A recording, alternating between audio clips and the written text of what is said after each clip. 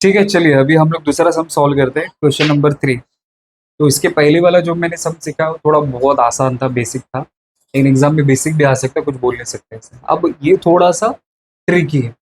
Tricky मतलब थोड़ा सा आपको यहाँ पे सोचने के लिए मजबूर किया जाएगा कि वैल्यू कैसे फाइंड आउट किया जाए। ठीक है, तो बहुत इंटरेस्टिंग है, देखते हैं कैसे लिख के दिया। तो देखो क्वेश्चन नंबर 3 लिख के दिया है, ये भी बोर्ड एग्जाम में आया था 15 मार्क्स के लिए। तो लिखा था following data of the Ditya Limited for the financial year 21-22। तो ऑपरेटिंग लेवरेजेस का सीधा सीधा मुझे आंसर लिख के दिया 5:1। फाइनेंशियल लेवरेजेस का भी मेरे को सीधा सीधा आंसर लिख के दिया 2:1।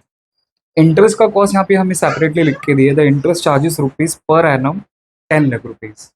ठीक है, फिर आगे लिखा है कॉर्पोरेट टैक्स रेट कितना लिख के दिया है 30%। Okay, and variable cost as a percentage of sales 65%। मतलब मेरा जो वेरिएबल कॉस्ट है वो सेल्स का 65%।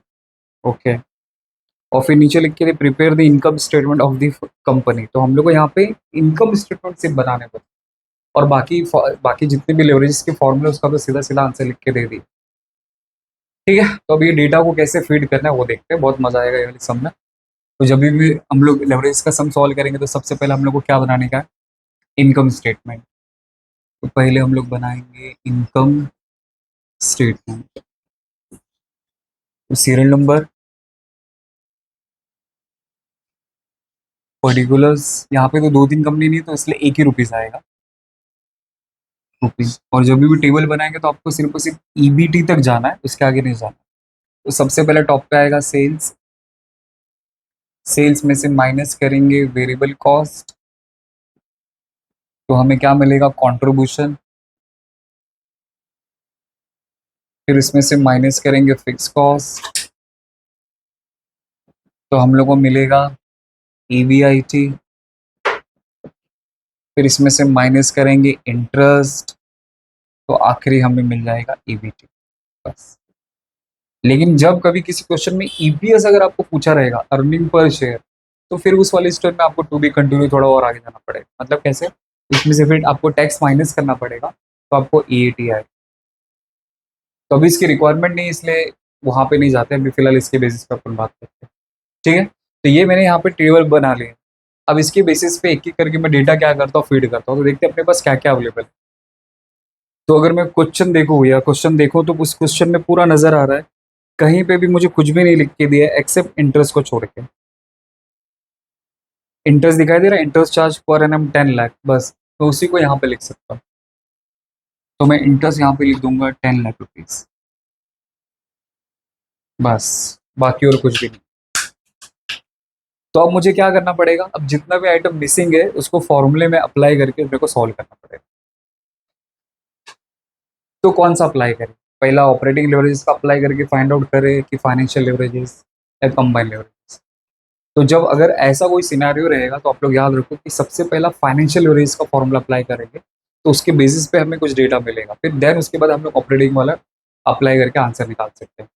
तो जब भी कुछ भी मिसिंग होगा, सब कुछ मिसिंग होगा और आपको सिर्फ और सिर्फ इंटरेस्ट के बारे में लिख के दिया रहेगा, तो उस वाले सिनेरियो में इस डेटा को फीड करने के लिए आपको सबसे पहला फाइनेंशियल लेवरेज का फॉर्मूला अप्लाई करना। ठीक है, तो मेरा फाइनेंशियल लेवरेज का फॉर्मूला क्या है, फॉर्मूला होता है ईबीआईटी, ईबीआईटी अपॉन ईबीटी। लेकिन सर ये फॉर्मूला भी अगर अप्लाई करेंगे तो हमारा आंसर कहाँ आने वाला, चलो देखते हैं, कुछ तो कुछ दिमाग लगाएं। तो जरा चेक करो कि आपको फाइनेंशियल लेवरेज का आंसर क्या लिख के दिए। तो फाइनेंशियल लेवरेज का हम लोग को आंसर लिख के दिया 2:1। तो देखो ये जो फाइनेंशियल लेवरेज है ना, उसका जो आंसर लिखे उसके नीचे आपको लिखना है 2:1, मतलब 2/1 हो, 2/1 इज इक्वल टू की जगह पे इज इक्वल टू लिखो।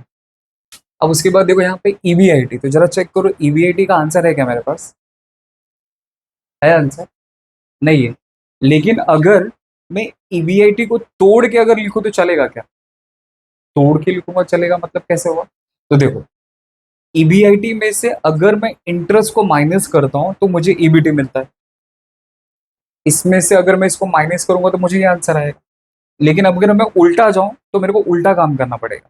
तो इसका मतलब ईबीटी में अगर मैं इंटरेस्ट को प्लस करूंगा तो मुझे ईबीआईटी मिलेगा। तो इसका मतलब ईबीआईटी को मैं तोड़ देता हूँ, और उसकी जगह पे क्या लिखूंगा वाले मैं, EBT, मतलब इसको उल्टा करके लिखूँ तो EBT प्लस इंटरेस्ट, ऐसा तोड़ के लिखती है, EBT प्लस इंटरेस्ट और डिवाइड बाय EBT का EBT लिखती है। वापस एक बार बोल रहा हूं, अगर आपको समझ में आ गया तो बहुत अच्छी बात है, नहीं समझा उन लोगों के लिए वापस एक बार बता रहा हूँ कि हम लोग को सॉल्व करना थोड़ा सा मुश्किल हो जाएगा कि फाइनेंशियल एवरेज तो 2/1 है, लेकिन ईबीटी का और ईबीआईटी और ईबीटी का तो आंसर कुछ भी नहीं है। देखो ये भी कुछ भी नहीं है, यहाँ पे भी कुछ नहीं है, लेकिन बीच में इसका आंसर है। तो फिर मुझको क्या करना पड़ेगा, ईबीआईटी को तोड़ के लिखना पड़ेगा। जब मैं ईबीआईटी को तोड़ के लिखूंगा ना तो कुछ सम को सॉल्व करने के लायक हम लोग हो जाएंगे। तो जब सम सॉल्व करने के मतलब उसके जब हम लोग सम करने के जब हम लोग सम को सॉल्व कर पाएंगे तो इजीली कुछ तो कुछ हम लोग को वैल्यू आ जाए। इसलिए आपको क्या करना पड़ेगा, तो आपको ऐसा याद रखना है कि मैं ईबीआईटी में से इंटरेस्ट को माइनस करता हूं तो मुझे ईबीआईटी में से जब मैं इंटरेस्ट को माइनस कर दो तो मुझे इंटरेस्ट मिलता है, ईबीटी मिलता है। अब इसी का उल्टा कर दो, तो ईबीटी में इंटरेस्ट को प्लस कर दो तो आपको ईबीआईटी आएगा। तो मैं ईबीआईटी को तोड़ रहा हूँ और उसका दो पार्ट कर, तो मैंने यहाँ पे ईबीटी प्लस इंटरेस्ट लिख दिया बस। अब जो जो डेटा है वो लिख देता हूँ, तो 2/1 था तो 2/1 लिख दिया, इज इक्वल टू ईबीटी की जगह पे ईबीटी लिखा क्योंकि इसका तो कोई वैल्यू नहीं है, देख लो यहाँ पे कोई वैल्यू नहीं है। प्लस लेकिन इंटरेस्ट का तो मेरे पास वैल्यू है ना, देखो यहाँ पे 10 लाख रुपए, इंटरेस्ट 10 लाख, तो मैं यहाँ पे 10 लाख लिखूँ, फिर डिवाइडेड बाय ईबीटी।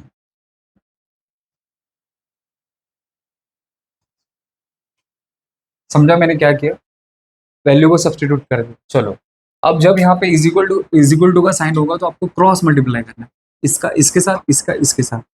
तो ये पूरे इक्वेशन को अगर मैं 1 से मल्टीप्लाई करूंगा, जैसे लिख के देखा तो चलो इसको नहीं समझता है, EBT plus 10 lakh is equal to, मतलब 1 को इसके साथ पूरा मल्टीप्लाई कर, फिर 2 को ईबीटी, तो 2 इंटू ईबीटी क्रॉस मल्टीप्लाई।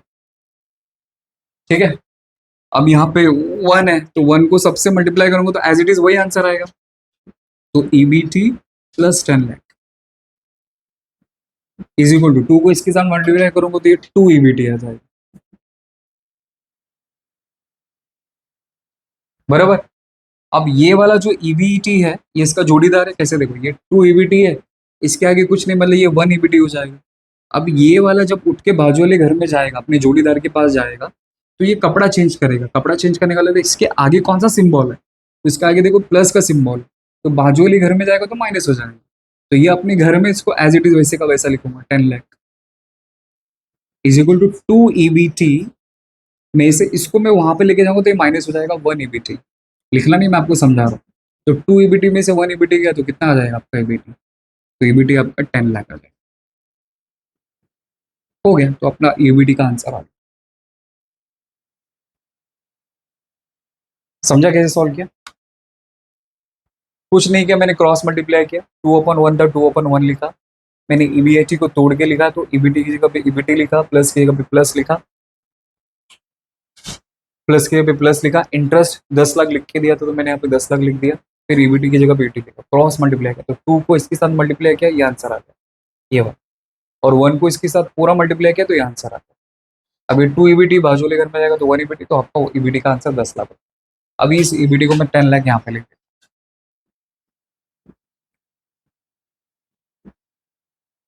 ठीक है, अब ऑटोमेटिकली आंसर आ जाएगा, कैसे आएगा, तो उल्टा जाना है ना आपको, तो ये 10 लाख है, अब ये यहाँ पे माइनस है, जब उल्टा जाएंगे तो प्लस, मतलब सीधा आएंगे तो माइनस होगा, उल्टा जाएंगे तो प्लस होगा, तो 10 लाख में 10 लाख ऐड करूंगा तो 20 लाख आ जाएगा ईबीआईटी में।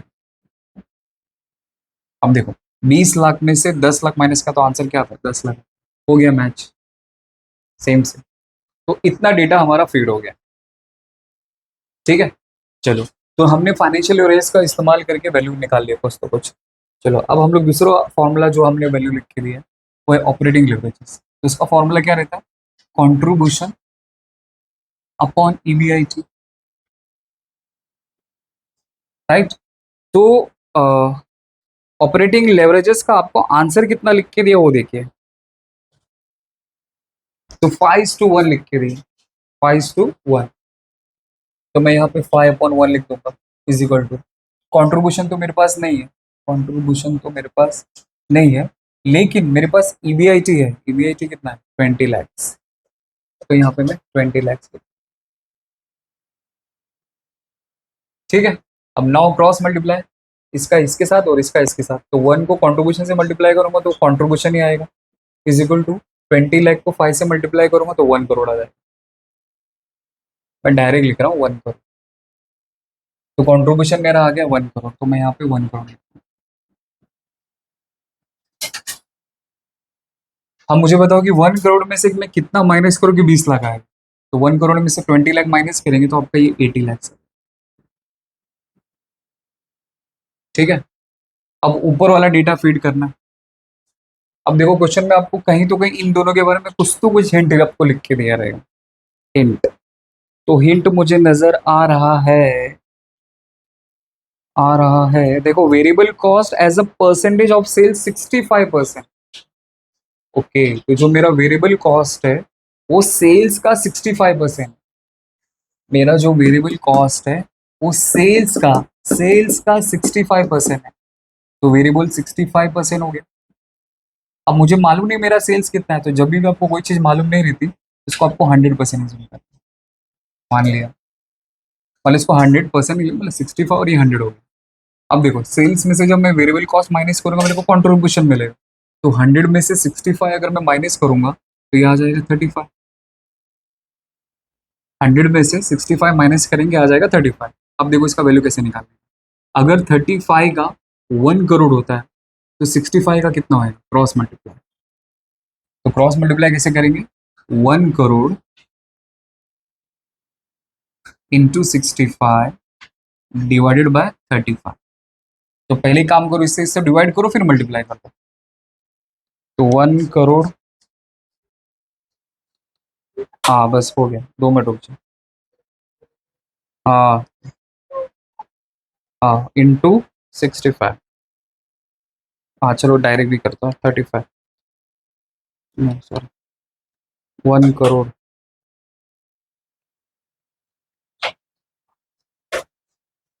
Into 65 divide by 35।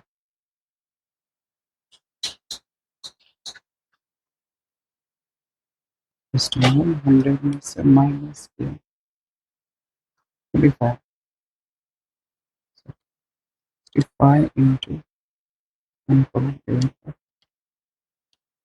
ओके, तो ये आंसर आता है 1 करोड़, नहीं 18 करोड़, 18 करोड़ 57 लाख 1428, मतलब 9 भी कर सकते हैं इसको। तो ये आता है 1 करोड़, सॉरी हाँ, तो ये आएगा 1 करोड़ 85 लाख 71,429 क्रॉस मल्टीप्लाई। बस, अब इन दोनों में इसको ऐड कर दो आपका आंसर आ जाएगा। तो इस मतलब कैसे कि इसमें से माइनस होता तो ये आता है, अब उल्टा जाएंगे तो प्लस कर देंगे, तो आ जाएगा 2 करोड़ 85 लाख 71,429। तो 2 करोड़ 85,071,429, हाँ सही हो गया। तो इस तरह हमने अपने डेटा को पूरा फिट कर लिया। क्या लिख के दिया,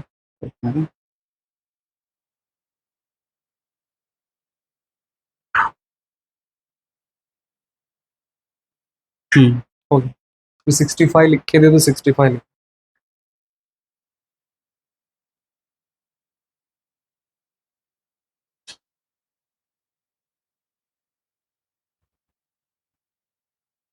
जस्ट